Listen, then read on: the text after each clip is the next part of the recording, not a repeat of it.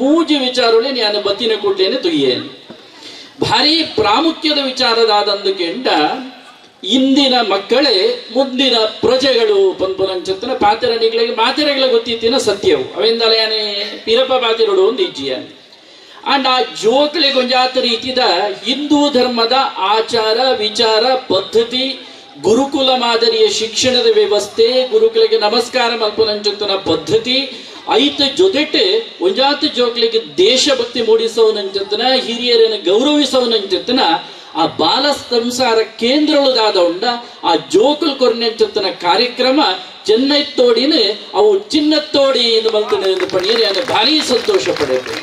ಇವತ್ತಿನ ಜವಾಬ್ದಾರಿಯ ಮುಕ್ಕಾಲು ಭಾಗವನ್ನ ನಾವು ಈಗಾಗಲೇ ಮುಗಿಸಿದ್ದೀವಿ. ಕೇವಲ ಭಾಷಣಗಳಷ್ಟೇನೆ ಅದಕ್ಕೊಂದು ಕಲಶಪ್ರಾಯದ ರೀತಿಯಲ್ಲಿ ಬಾಕಿಯಾಗಿದೆ. ಯಾಕೆ ಮುಕ್ಕಾಲು ಭಾಗ ಆಗಿದೆ ಅಂತ ಹೇಳಿದ್ರೆ ನಾವು ಈಗಾಗಲೇ ಒಂದು ಭವ್ಯ ಶೋಭಾಯಾತ್ರೆಯಲ್ಲಿ ಬಂದಿದ್ದೀವಿ. ಎರಡು ಕಡೆ ಶೋಭಾಯಾತ್ರೆ ನಮ್ಮ ಮುಂಭಾಗದಲ್ಲೇ ಸಂಗಮನೂ ಆಯಿತು. ಆ ಶೋಭಾಯಾತ್ರೆ ಕೇವಲ ಮೆರವಣಿಗೆ ಆಗಿರಲಿಲ್ಲ, ಅದರಲ್ಲಿ ಒಂದು ಕಲಿಕೆ ಇತ್ತು. ಯಾಕಂದ್ರೆ ಅನೇಕ ರೀತಿಯ ಚಟುವಟಿಕೆಗಳು ಶೋಭಾಯಾತ್ರೆಯಲ್ಲಿ ಜೋಡಿಸಿಕೊಂಡಿದ್ದವು. ನಾನು ನೋಡ್ತಾ ಇದ್ದೆ ಏನೆಲ್ಲ ವಿಶೇಷ ಆಗಿದೆ ಅಂದ್ರೆ, ಮುಂದುಗಡೆ ಹೋಗುವಂತಹ ಪುರುಷರೆಲ್ಲನೂ ತರುಣರೆಲ್ಲನೂ ನಾವು ಈ ನಾಡಿನ ರಕ್ಷಣೆಗಾಗಿ ಮುಂಚೂಣಿಯಲ್ಲಿ ನಿಂತಿದ್ದೀವಿ, ನಾವು ರಸ್ತೆಯ ಮುಂಭಾಗದಲ್ಲಿ ನೇರ ನಡ್ಕೊಂಡು ಹೋಗ್ತಾ ಇದ್ದೀವಿ ಅಂತ ತೋರಿಸ್ತಾ ಇದ್ರೆ, ಅದರ ಮಧ್ಯಭಾಗದಲ್ಲಿ ತಾಯಂದಿರು ವಿಶೇಷವಾಗಿ ಮತ್ತು ಒಂದು ವಾಹನದಲ್ಲಿ ಭಾರತ್ ಮಾತೆಯ ಚಿತ್ರ, ಭಾರತ್ ಮಾತೆಯ ಪ್ರತಿನಿಧಿ, ಕೇವಲ ಚಿತ್ರ ಅಲ್ಲ, ಒಬ್ಬ ಮಗಳೇ ಅದರಲ್ಲಿ ನಿಂತಿದ್ಲು. ಅದ್ರ ಜೊತೆಯಲ್ಲಿ ಅನೇಕ ಮಹಾಪುರುಷರ ವೇಷಧಾರಿಗಳ ಜೊತೆಯಲ್ಲಿದ್ದರು.